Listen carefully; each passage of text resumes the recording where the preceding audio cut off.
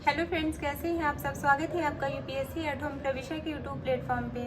हम जो UP PCS की मेंस आंसर राइटिंग कर रहे हैं, जिसमें हमने जो टारगेट रखा है डेली 5 क्वेश्चन की आंसर राइटिंग करने का, उसी सीरीज़ में हमारा ये क्वेश्चन है जीएस पेपर 3 से। क्वेश्चन को हम देखेंगे। राष्ट्रीय डिजिटल स्वास्थ्य मिशन में भारत के स्वास्थ्य क्षेत्र में कई तरह से नई क्रांति लाने की क्षमता है। व्याख्या कीजिए।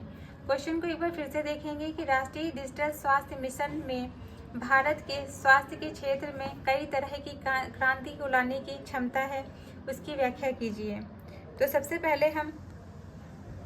पहले हम देखेंगे कि ये राष्ट्रीय डिजिटल स्वास्थ्य मिशन क्या है।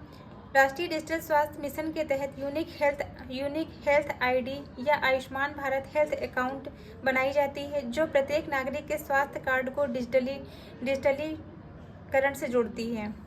तो इसमें हम इसका इंट्रो देखेंगे। इसमें क्या बताया गया है कि राष्ट्रीय डिजिटल स्वास्थ्य मिशन एक डिजिटल स्वास्थ्य पारिस्थितिक तंत्र है, जिसके अंतर्गत प्रत्येक भारतीय नागरिकों को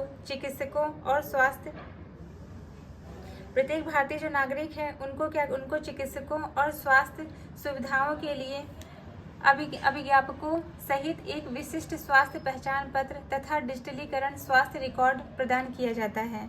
तो ये हमने जो है क्वेश्चन इसका इंट्रो देख लिया। अब हम क्वेश्चन की जो मेन बॉडी का पार्ट है उसको देखेंगे कि राष्ट्रीय डिजिटल स्वास्थ्य मिशन और भारत के स्वास्थ्य क्षेत्र में क्रांतिकारी परिवर्तन की क्षमता है।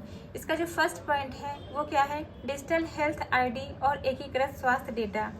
इसके अंतर्गत यूनिक हेल्थ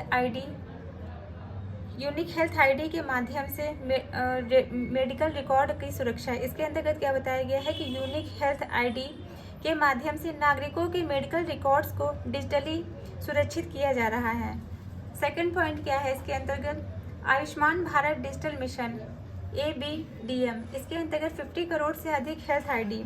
इसमें बताया गया है कि आयुष्मान भारत डिजिटल मिशन के तहत 50 करोड़ से अधिक हेल्थ आईडी जारी किए जा चुके हैं 2024 तक। नेक्स्ट पॉइंट क्या है, इलेक्ट्रॉनिक मेडिकल रिकॉर्ड्स। इसके अंतर्गत अस्पतालों, डॉक्टरों और आयुष्मान भारत योजना के बीच डेटा साझाकरण सुगम हुआ है। इसके अंतर्गत बताया गया है कि मतलब अस्पतालों में डॉक्टरों और आयुष्मान भारत जो योजना है उसके बीच में जो डेटा को क्या किया गया है, डेटा का जो है साझाकरण सुनिश्चित हुआ है। फिर क्या है, नेक्स्ट पॉइंट क्या है, टेलीमेडिसिन और ई संजीवनी की भूमिका। इसके अंतर्गत ई संजीवनी पोर्टल में क्या बताया गया है कि इसमें 10 करोड़ से अधिक टेली कंसल्टेशन हो चुके हैं, जिसमें ग्रामीण क्षेत्रों में विशेषज्ञ चिकित्सा सुलभ कराई गई है। ये 2024 तक का है। फिर क्या है, आयुष्मान भारत हृदय। इसके अंतर्गत 1.5 लाख से अधिक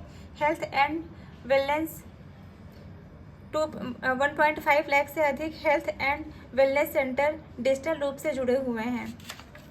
इसके अंतर्गत नेक्स्ट पॉइंट है वो क्या है, आर्टिफिशियल इंटेलिजेंस और डेटा एनालिटिक्स। इसके अंतर्गत NDHM प्लेटफॉर्म पर AI आधारित टूल्स का उपयोग महामारी पूर्वानुमान जैसे कोविड-19 ट्रैकिंग और रोग निगरानी में किया जा रहा है। फार्मास्यूटिकल्स और वैक्सीन मैनेजमेंट। इसके अंतर्गत डिजिटल ड्रग ट्रैकिंग से नकली दवाओं पर अंकुश लगा है। इसके समझ जो है कौन कौन सी चुनौतियां विद्यमान हैं और आगे की क्या राय है उसको हम देखेंगे। डेटा प्राइवेसी और साइबर सुरक्षा को मजबूत करने की आवश्यकता है। डिजिटल लिटरेसी बढ़ाने के लिए जन जागरूकता अभियान चलाना आवश्यक है। तो ये हमारा जो है क्वेश्चन की जो मेन बॉडी का पार्ट था वो कंप्लीट होता है। अब हम इसका कंक्लूजन देंगे। NDHM ने डिजिटल इंडिया और स्वास्थ्य सर्वव्यापीकरण के लक्ष्यों को गति दी है। यदि चुनौतियों का समाधान किया जाए तो यह मिशन भारत को वैश्विक डिजिटल हेल्थ हब बना सकता है। तो ये हमारा क्वेश्चन कंप्लीट होता है, जो कि हमने लिया था GS पेपर 3 से। आप लोगों को हमारी जो ये मेंस की सीरीज़ चल रही है कैसी लग रही है, हमारे कमेंट सेक्शन में ज़रूर बताइए। ऐसे ही पढ़ते रहिए, लाइफ में आगे बढ़ते रहिए। UPSC एट होम प्रविशा के साथ मेंस आंसर राइटिंग करते रहिए। जिन भी लोगों ने हमारे टेलीग्राम चैनल को ज्वाइन नहीं किया है वो उसको ज्वाइन कर सकते हैं, जिसका लिंक चैनल के डिस्क्रिप्शन बॉक्स में दिया हुआ है। Thank you.